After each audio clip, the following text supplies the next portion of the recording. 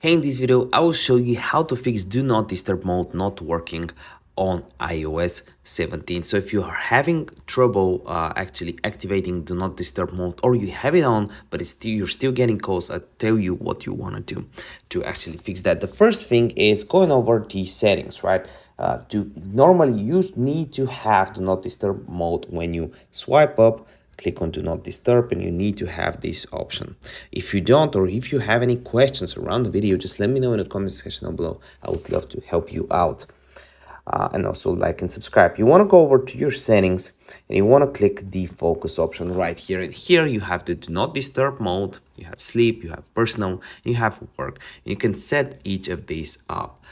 When you click on Do Not Disturb mode, you can allow or disallow options or notifications from users. So if you have some people allowed that you normally don't want to have allowed, and you're getting calls, well, you want to remove them from here. Same from apps. Let's say you're getting a lot of notifications from Instagram. Well, if you have it on here, that might be an issue.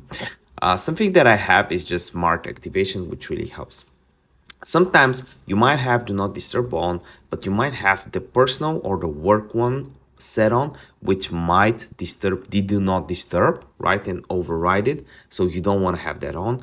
Or share across devices. If you have this option, that might actually have issues with their devices. Next thing you want to do is going over to your contacts right here. I don't want to open up my contacts, but when you click here, the favorites tab, if you have someone start or favorited, or emergency contact, he'll be able to call you no matter what. Plus on the Not Disturb mode, if he calls you a few times, normally he should be able to call you.